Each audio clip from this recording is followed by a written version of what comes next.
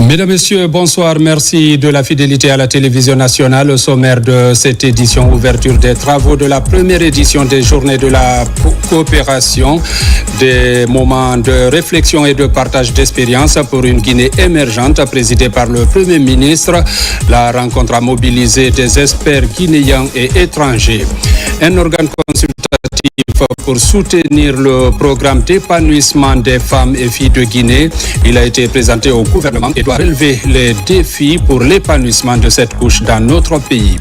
Page noire de cette édition, un symposium organisé à la mémoire de l'ancien ministre Alassane Onupogui au Palais du Peuple. Le ministre secrétaire général de la présidence de la République, général Amara Kamara, était aux côtés des parents et amis du dauphin pour lui rendre un dernier hommage. C'est tout pour les titres.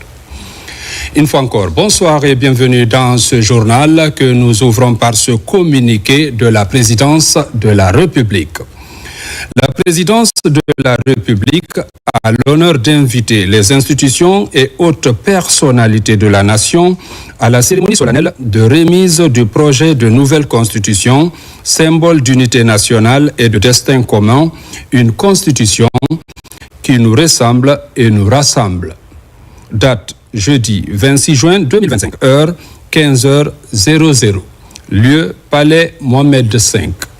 Sont conviés à cette cérémonie les membres du CNRD, les conseillers nationaux de la transition CNT, le Premier ministre et membres du gouvernement, les présidents des institutions républicaines, les chefs des missions diplomatiques et consulaires, ainsi que les représentants des organisations internationales. Madame la gouverneure de la ville de Conakry, le premier imam de la mosquée Faisal de Conakry, l'archevêque de Conakry, les trois facilitatrices du dialogue interguinéen, les représentants des partis politiques, le président de la Chambre nationale d'agriculture de Guinée, le président de la Chambre de commerce, d'industrie et d'artisanat de Guinée, le président de la conférence des recteurs et directeurs généraux des institutions d'enseignement supérieur, le président du conseil des directeurs et directeurs généraux des institutions de recherche scientifique, de documentation et d'information, la Confédération générale des entreprises de Guinée, le Conseil national des organisations de la société civile. Vive la République, vive la Guinée unie et rassemblée, signé le cabinet de la présidence de la République. Dans l'actualité encore, ce mercredi, le Premier ministre chef du gouvernement a présidé la cérémonie d'ouverture de la première édition des Journées de la planification et de la coopération internationale, JPCI. Elle vise à faire connaître et valoriser auprès du public le rôle stratégique du ministère du Plan et de la coopération internationale dans la planification du développement et la mobilisation des ressources extérieures. Reportage Hadi Kamara. C'est un moment historique pour notre pays. Pour la première fois, le gouvernement, sous le leadership du général Mamadi Doumbouya, organise les journées de la planification et de la coopération internationale.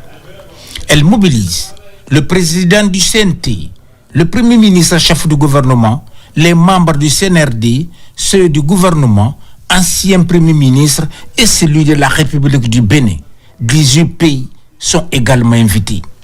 Dans un contexte global en perpétuelle mutation, ces journées seront l'occasion de mettre en lumière nos préoccupations en matière de planification et de coopération internationale en vue de garantir la réussite des réformes et des projets de développement du pays. Nous sommes réunis à Conakry, ici parce que nous savons que le développement n'est jamais le fruit du hasard.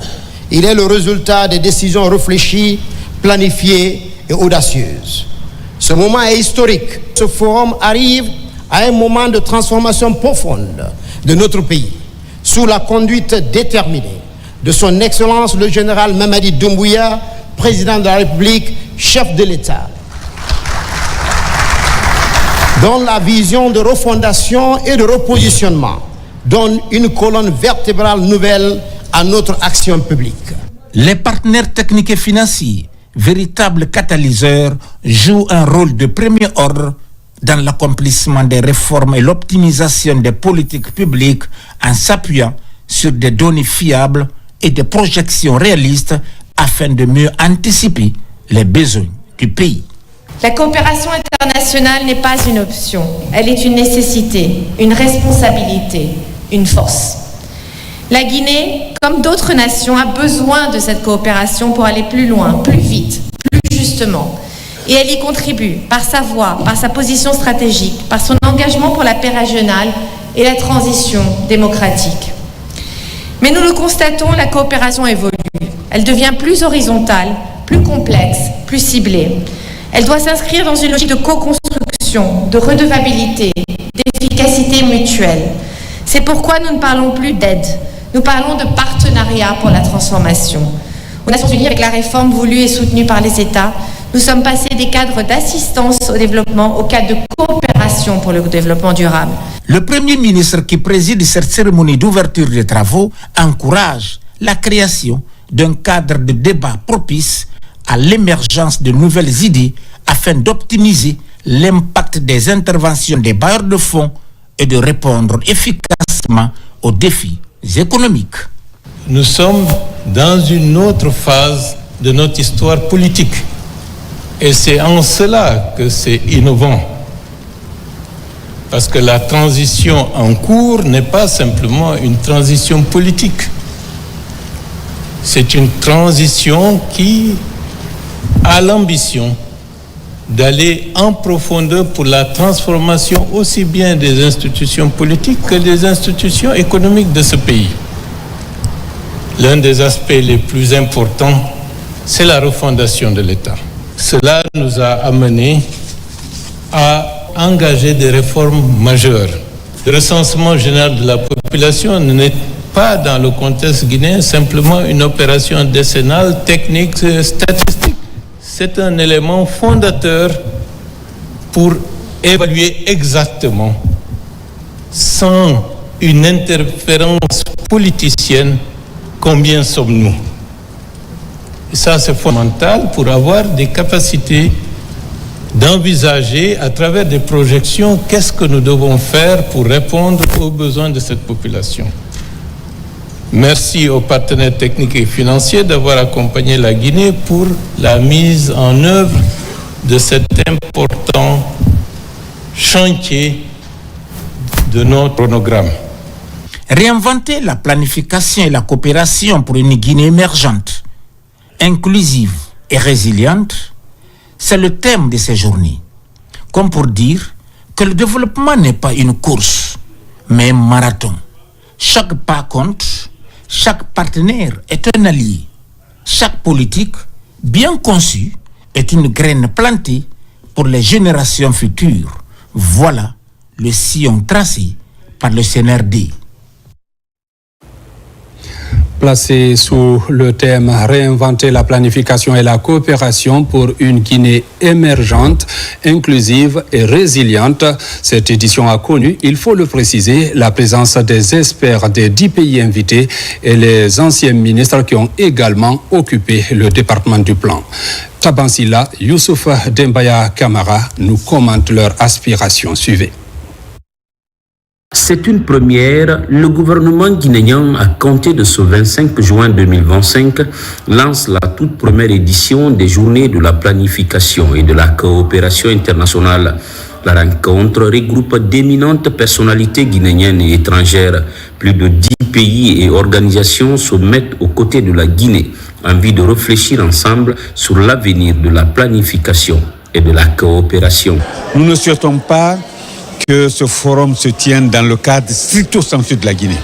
Il faut que ce soit le point de départ d'une réflexion approfondie pour qu'un levier à l'effet de permettre une meilleure coordination des plans de développement de la sous-région et pourquoi pas de l'Afrique.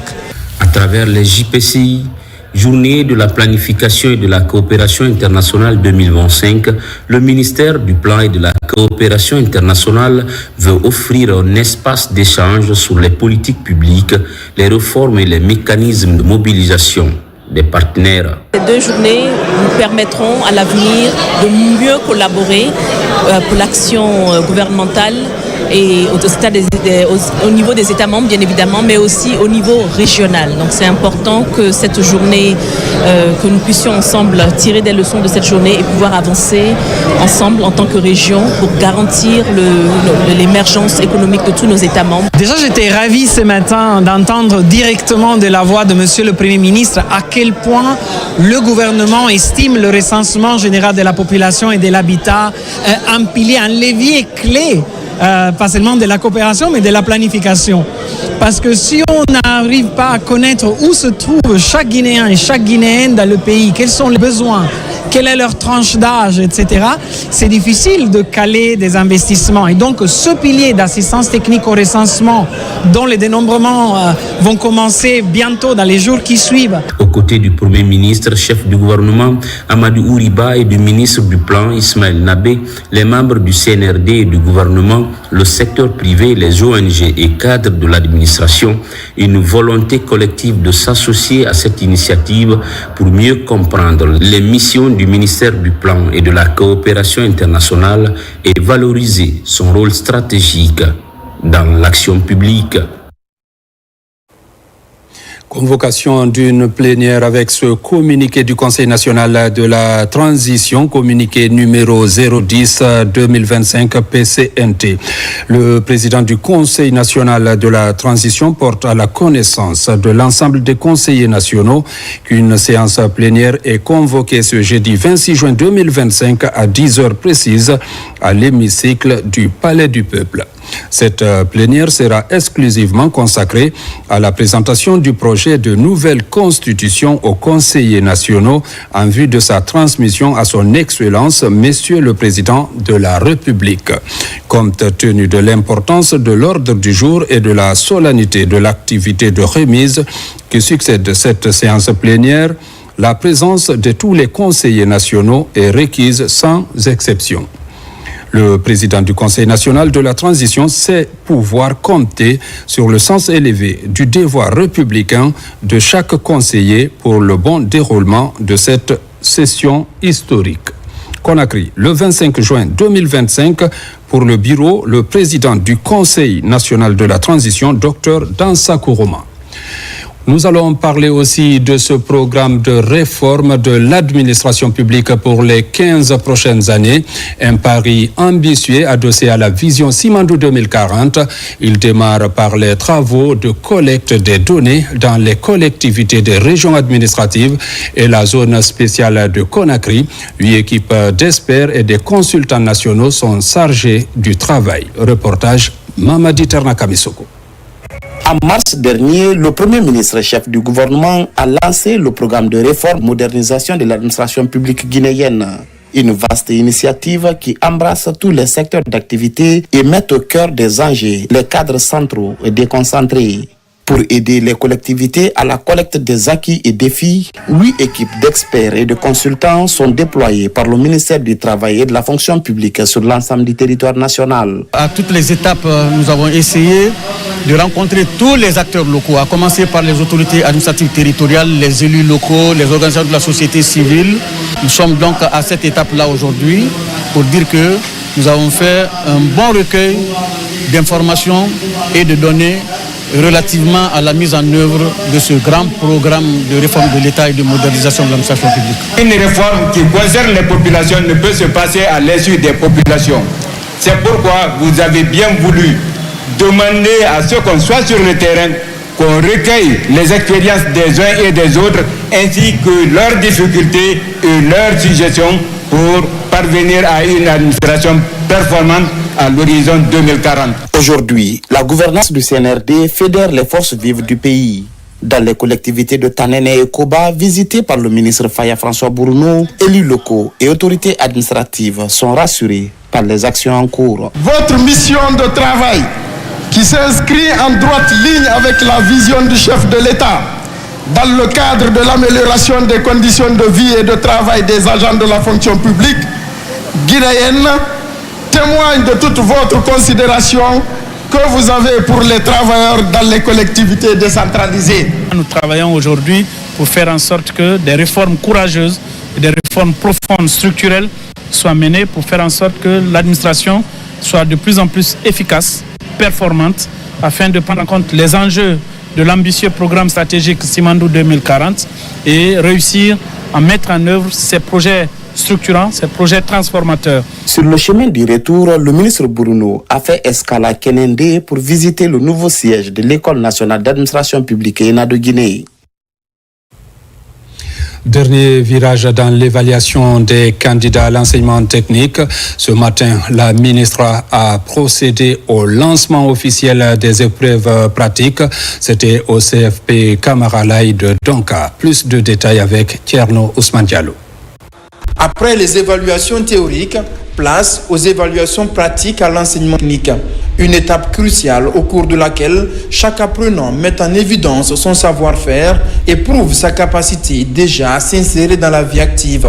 En lançant les épreuves dans toutes les 6 filières au centre de formation professionnelle Camaralai, la ministre en charge de l'enseignement technique a rappelé aux candidats la priorité désormais accordée à l'éducation, en particulier à la formation professionnelle dans la transformation du pays. Il est important de comprendre aujourd'hui que nous sommes dans la zone du chef de l'État qui voudrait que le système éducatif guinéen soit dans l'excellence. On parle aujourd'hui du Simandou Academy, qui découle bien sûr du programme Simandou 2040, qui est aligné sur 3 objectifs. Le premier objectif, qui est l'excellence du système éducatif guinéen. Le deuxième, les infrastructures, donc des infrastructures de qualité. Donc vous pouvez voir aujourd'hui au niveau du centre dans lequel nous sommes, centre Camaralai. Et ensuite, les partenariats. Encore une fois, bonne chance aux candidats. Je suis très contente d'avoir lancé les épreuves des travaux pratiques dans les 6 filières au niveau du CFP de Camaralai. Avec l'approche par compétences, la pratique constitue l'essentiel de la formation à l'enseignement technique, d'où l'enjeu de ces évaluations qui vont durer toute la semaine. Vous avez constaté déjà les 6 filières qui sont chez nous. Tout le monde est déjà en activité.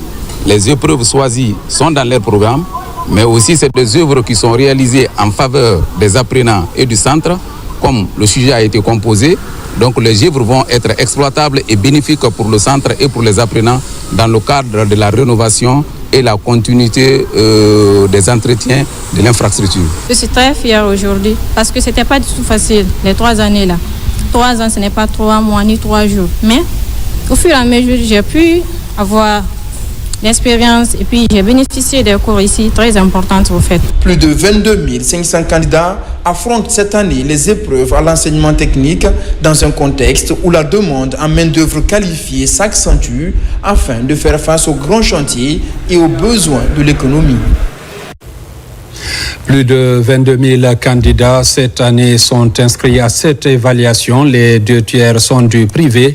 Les membres de l'Association pour la promotion des écoles privées techniques se sont rendus également dans plusieurs centres pour évaluer à leur tour les conditions de travail des étudiants. Reportage Bakary Bambakonde.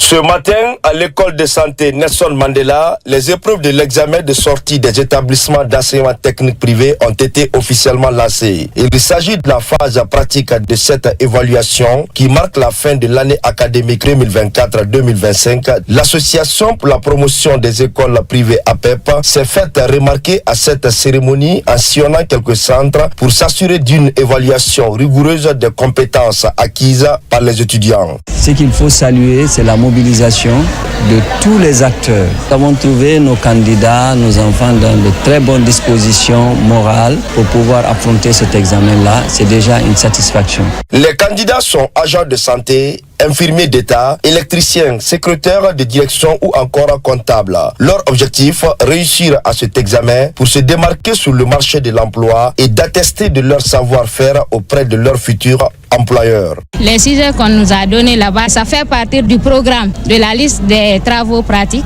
dans la salle de compétences. Je m'étais bien préparé pour l'examen pratique, donc ça s'est bien passé. De mon côté, ça s'est bien passé, je n'ai pas eu de problème dans la salle. La directrice nationale de l'enseignement technique de la formation professionnelle privée a souligné l'importance de cet examen pour la reconnaissance des diplômes et la qualité des formations dispensées dans les établissements privés. Ils doivent faire preuve de rigueur, preuve de professionnalisme et surtout preuve d'engagement vis-à-vis de la population. Parce que si les premiers paramètres sont mal pris, les premiers paramètres sont faux, ça peut poser un diagnostic mal. Avec le soutien continu de l'association pour la promotion des écoles privées et la participation active des établissements, cet examen de sortie permet aux étudiants d'envisager désormais leur avenir professionnel avec confiance.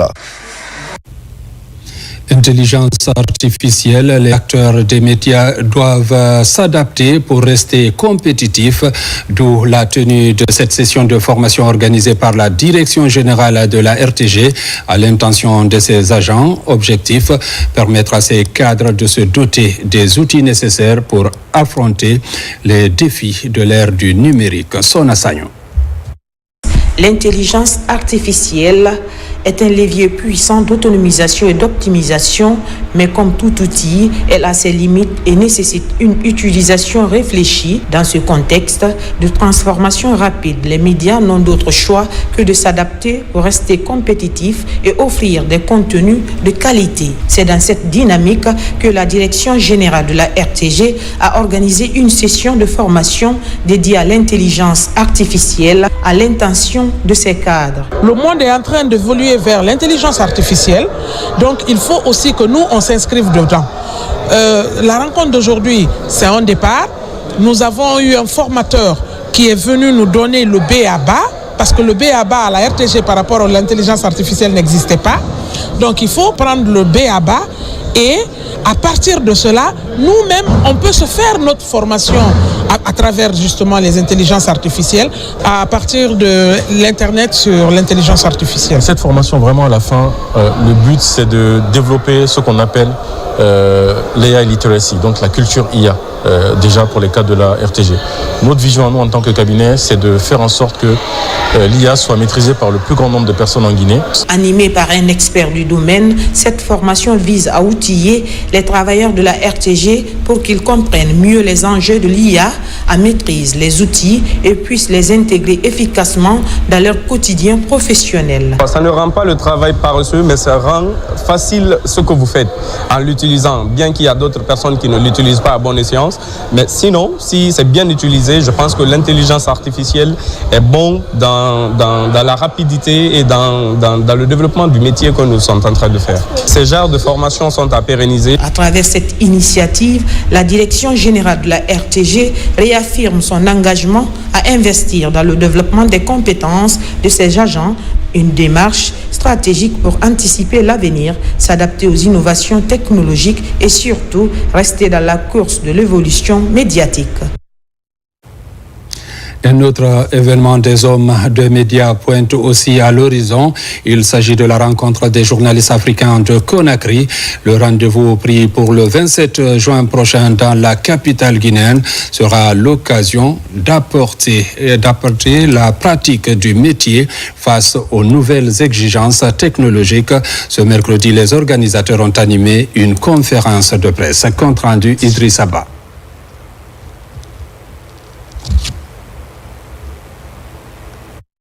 L'événement affiche des grandes ambitions dans l'amélioration de la pratique du journalisme sur le continent.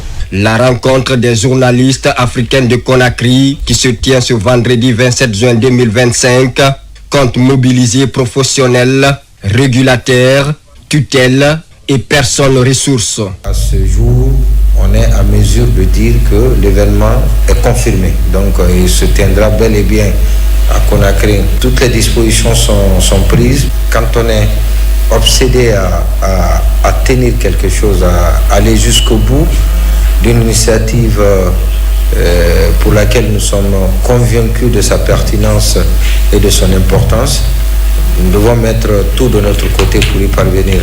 La seule journée dédiée à l'événement sera riche en enseignements. 3 thèmes de préoccupation actuelles seront des sujets au centre des panels, dont le journalisme et l'intelligence artificielle. Rassurez-vous, les journalistes que nous avons invités sont des journalistes de classe, chevronnés, consommés, qui ont beaucoup d'expertise et qui ont beaucoup d'expérience à partager.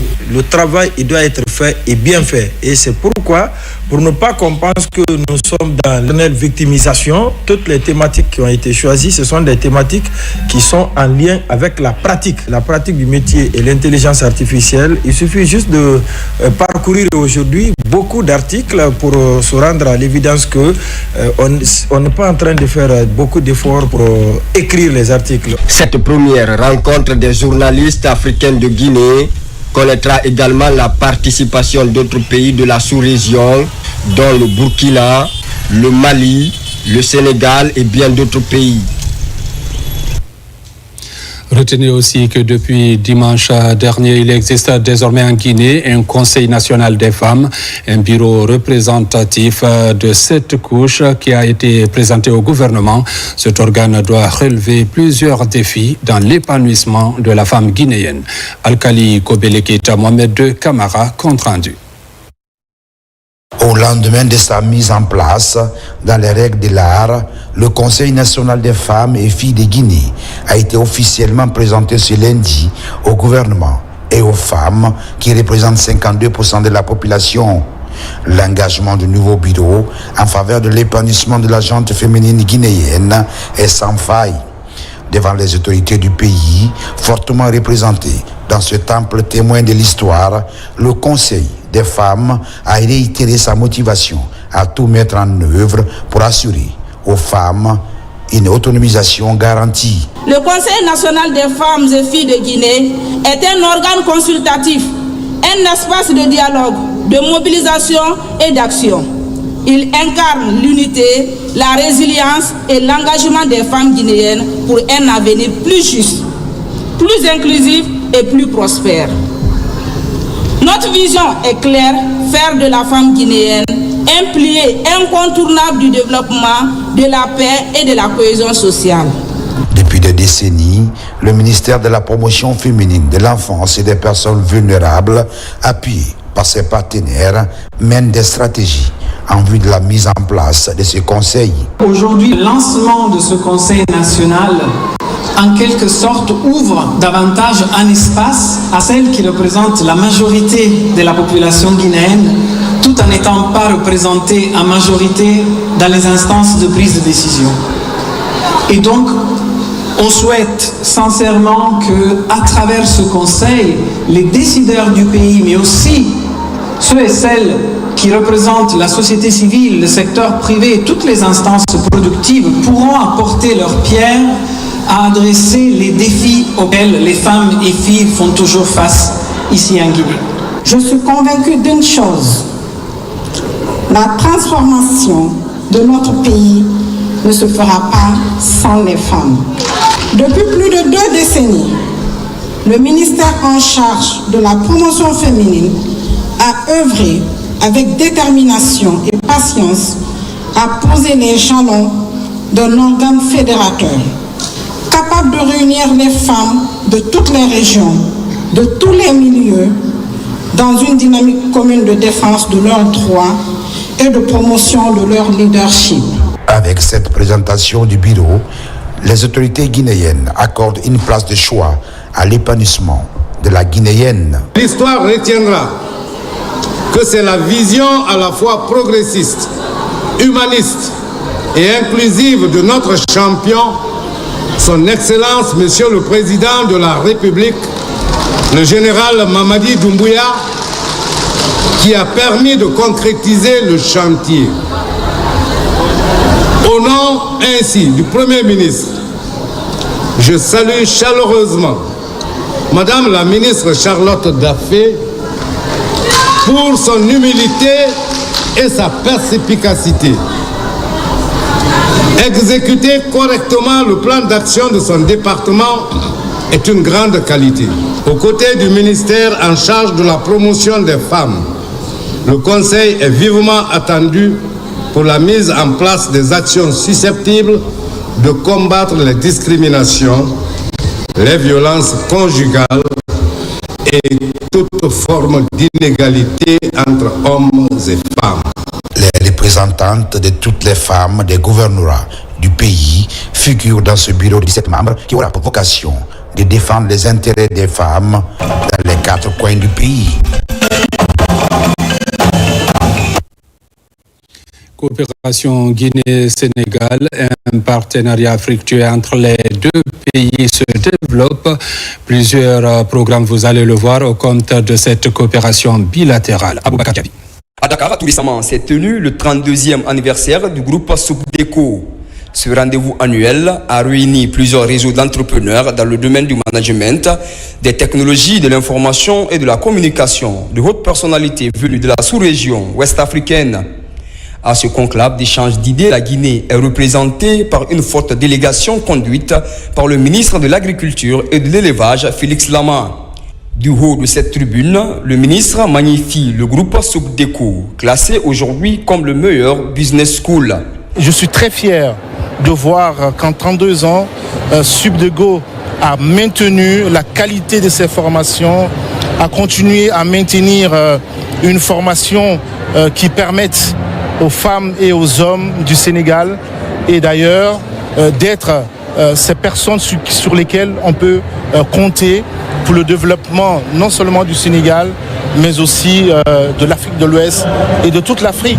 Ici, des opportunités sont créées pour mettre en relation des étudiants de ce temple du savoir et le monde du business. Cet héritage s'agrandit encore par l'entremise des nouveaux diplômés, comme cette 28e promotion parrainée par le ministre Félix Lama. Depuis 32 ans, nous avons choisi l'option de la qualité, donc de former des managers responsables et également dotés de compétences nécessaires pour diriger des entreprises. Et aujourd'hui d'ailleurs, nous avions à peu près 800 diplômés à célébrer. Cet institut d'enseignement supérieur, créé en 1993, continue de fournir des cadres chevronnés et compétitifs à tous les niveaux. Le ministre Félix Lama en est un. Ils l'ont pratiqué dans n'importe quel domaine, que ce soit dans le monde privé, que ce soit dans le département des transports qu'il a dirigé ou actuellement l'élevage et l'agriculture. C'est quelqu'un qui est compétent et qui croit aux compétences et qui accompagne et développe les compétences. Parallèlement, dès après cette rencontre, le ministre et son cabinet sont reçus par l'ambassadeur de la Guinée au Sénégal pour un entretien fructueux autour du leadership et l'engagement de tous les fils et filles de la Guinée à faire avancer notre pays à l'échelle internationale. PN avec un engouement remarqué dans les centres d'enrôlement à l'extérieur. À Paris, plusieurs ressortissants guinéens se sont mobilisés pour se faire recenser. Reportage Sekou Fernand Nkouroma, Alia Dionsila. L'opération de recensement des Guinéens établis à l'étranger va bon train. En témoignent ces nombreux compatriotes venus participer à cet acte citoyen. Ils se disent attachés à cet idéal du gouvernement guinéen à donner une identité biométrique à chaque personne. Nous sommes rentrés par ordre d'arriver avec respect. Les personnes invalides sont prioritaires telles que les femmes enceintes n'attendaient pas. En tout cas, ce que j'ai vu, ça se passe bien. Ceux qui reçoivent les gens nous ont bien reçus dans le respect. Je dis à tout le monde de venir se faire recenser pour que les futures élections se passent bien. Donc, le recensement a débuté ici. Que les gens viennent remplir les fiches qui sont disponibles ici. Une fois la fiche remplie avec toutes les informations, un membre et remplit son nom parce qu'il doit vérifier les données. C'est avec cette fiche et l'extrait de naissance que la personne effectuera le recensement. Le chef des opérations de recensement se dit confiant du bon déroulement du processus, car des moyens ont été mis à disposition pour parer à toute fausse note pouvant impacter le recensement. Sur le plan technique, tout se passe bien.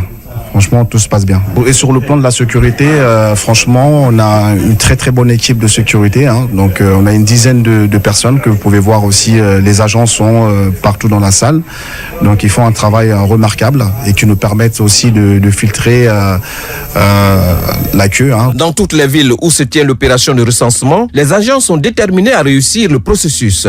Un processus fondamental pour permettre à chaque citoyen d'exercer ses droits civiques, notamment le droit de vote à partir de 18 ans. C'est dans ce contexte que les agents recenseurs à tous les niveaux ont été appelés à exercer leur mission avec sérieux et patriotisme dans la perspective du scrutin référendaire du 21 septembre 2025.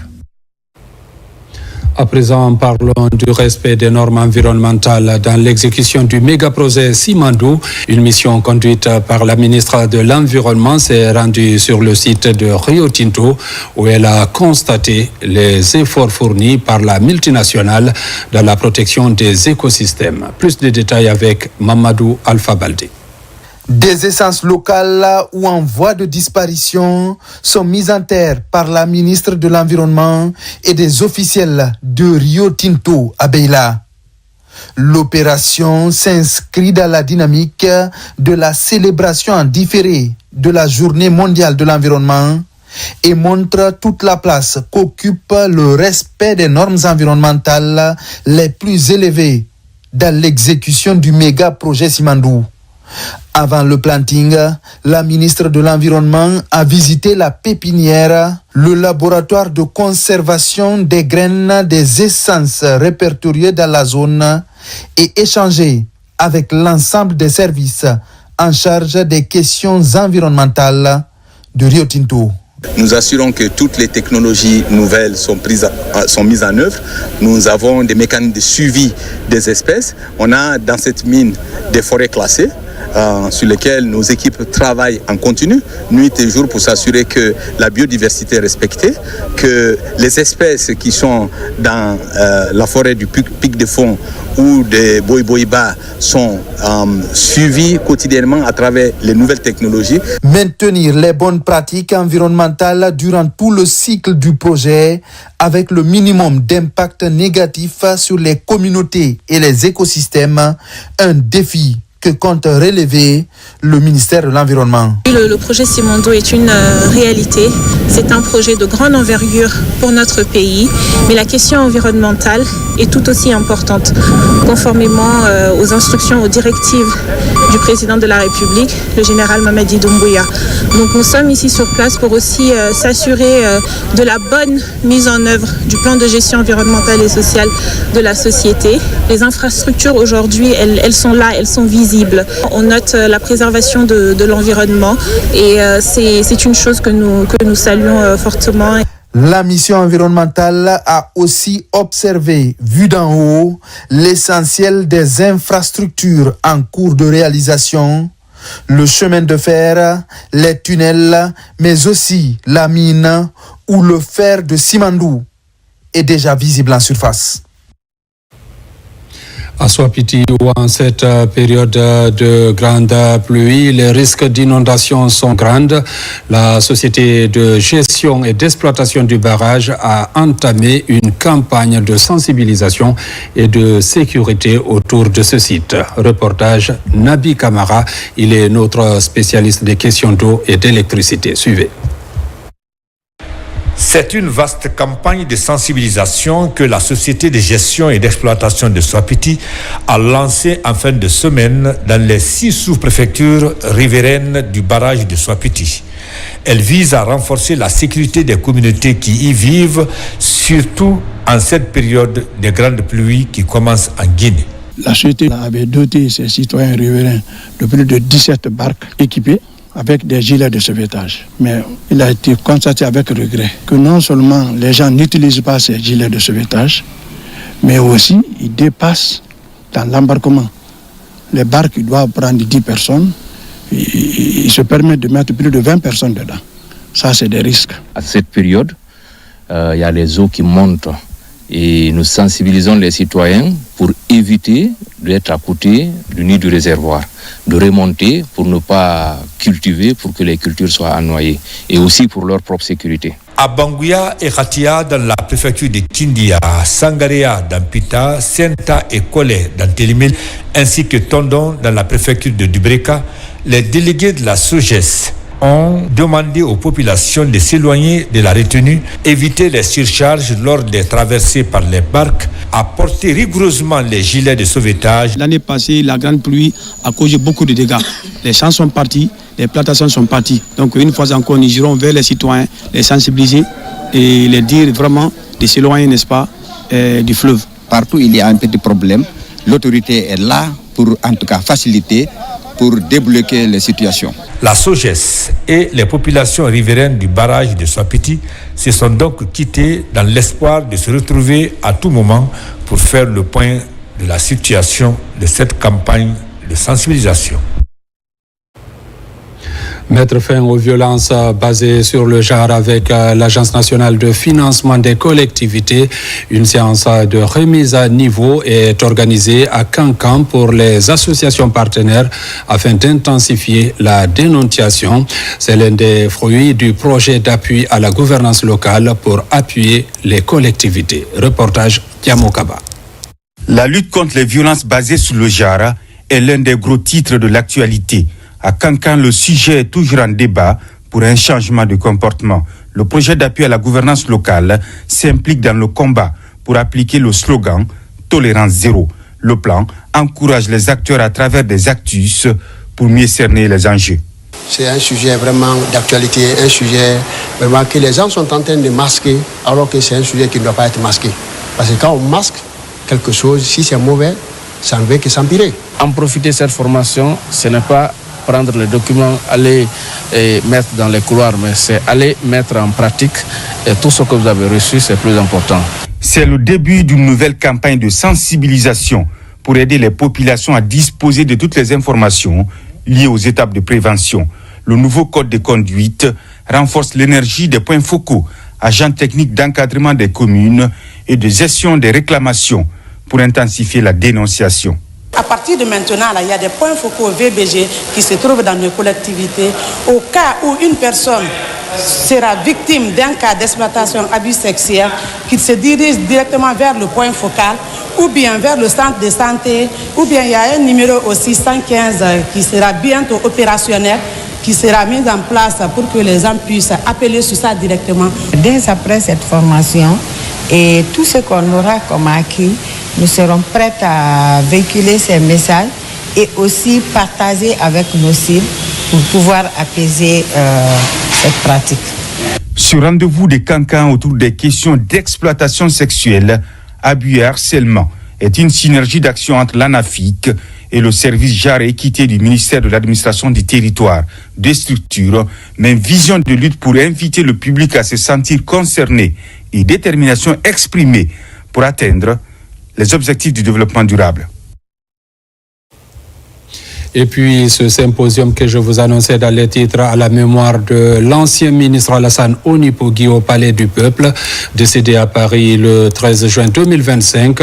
Le général Amara Kamara, ministre porte-parole de la présidence, a participé à cette cérémonie aux côtés de sa famille biologique et professionnelle, mobilisée ce mercredi 25 juin 2025 pour lui rendre un dernier hommage. Reportage Al-Gassi Mouba. Décédé à Paris le 13 juin 2025 des suites de maladies, la dépouille mortelle de feu Alassane Onipogui, ancien ministre du contrôle d'État et inspecteur d'État en poste auprès du bureau du vérificateur général, a regagné Conakry le dimanche 22 juin 2025. Les autorités, sa famille biologique et professionnelle, ses amis et proches se sont mobilisés ce mercredi 25 juin 2025 pour lui rendre un dernier hommage à l'occasion d'un symposium organisé au Palais du Peuple. L'oraison funèbre, lue par un proche du défunt, a retracé le parcours d'un homme brillant, avide de savoir, qui a su mettre ses compétences au service de la nation. De l'inspection générale des finances au contrôle financier, il a activement contribué à la réforme de l'administration des finances publiques. Nous sommes réunis ici pour rendre un dernier hommage à M.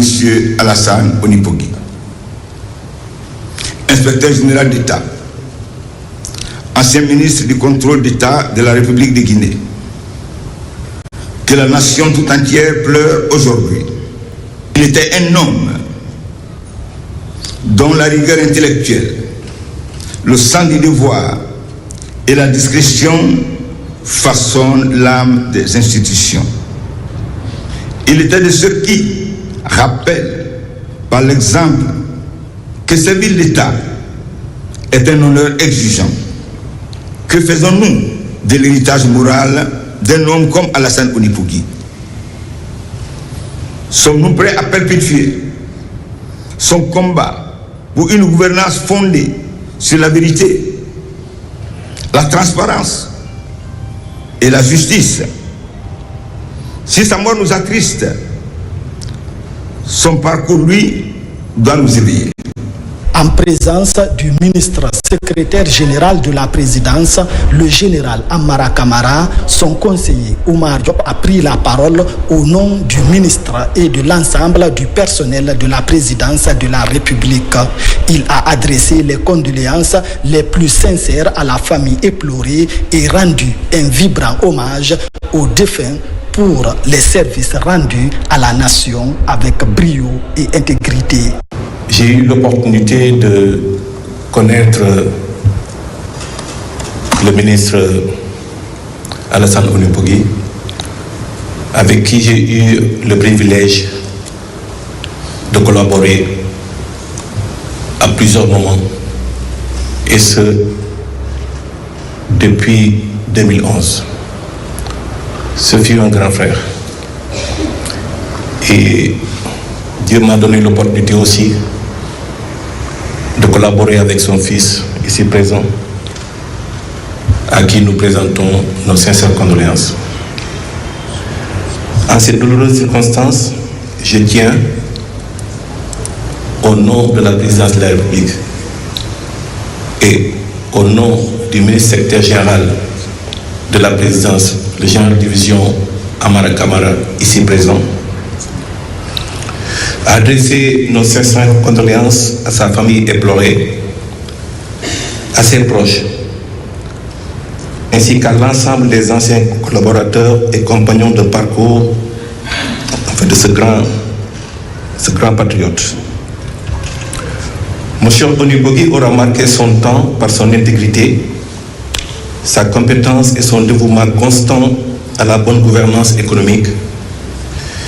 Son parcours exemplaire reste une source d'inspiration pour les générations actuelles et futures engagées dans la gestion des affaires publiques. Ces anciens collaborateurs se sont ensuite succédés au pupitre, saluant unanimement ses qualités humaines et professionnelles. Ils ont mis en lumière son patriotisme, son sens élevé du service public et son engagement sans faille pour son pays et ses proches. La famille, par la voix de l'un de ses enfants et de sa sœur, a également témoigné. Je tiens sincèrement à vous remercier pour votre présence si réconfortante pour nous et vos soutiens azimut pendant ces derniers jours.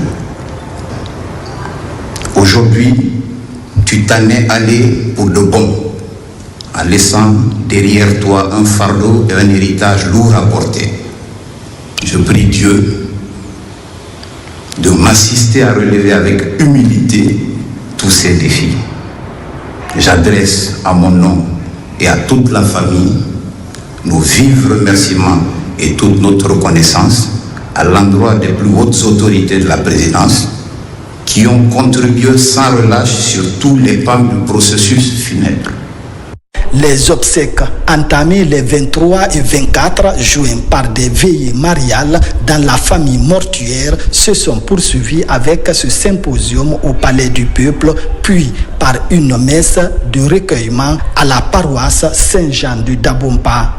Feu Alassane Onipugui a rejoint sa dernière demeure dans l'après-midi du mercredi 25 juin 2025. Paix à l'âme de l'ancien ministre Alassane Onipugui. Sport, la première édition du tournoi FIFA Champions Guinée est prévue les 27 et 28 juin à Conakry. Ce championnat national des jeux vidéo regroupe 32 joueurs. Les organisateurs de l'événement ont animé une conférence de presse pour annoncer les couleurs de la compétition. Abdoulaye Diallo nous fait le point. Suivez.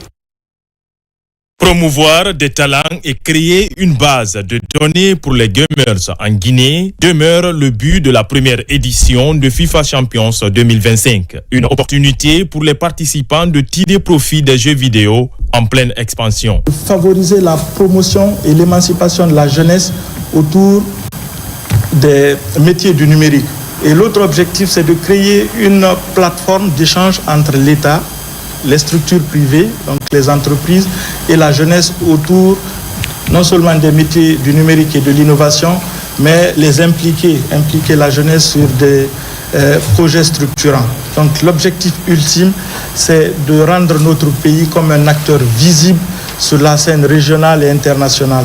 Donc exporter le talent guinéen.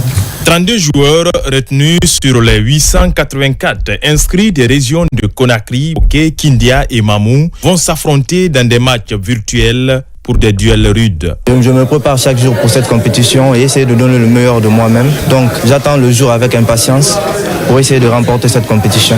La première édition de FIFA Champions Guinée obéit à des critères prédéfinis par les organisateurs. Le nombre de minutes à jouer, parce que dans la console, il y a plusieurs minutes qui sont proposées, soit c'est 5 minutes, 10 minutes, etc. Le comportement des joueurs, est-ce qu'un joueur durant le tournoi peut se comporter comme il veut? Ils ne doivent pas insulter, ils ne doivent pas s'énerver, ils ne doivent pas taper sur leurs copains. Les 27 et 28 juin, les adeptes des jeux vidéo seront émerveillés par des gamers motivés. Mesdames, Messieurs, c'est la fin de cette édition. Merci à vous qui nous suivez du côté de Macenta comme partout ailleurs dans le monde. Bonne suite de programmes sur la télévision nationale.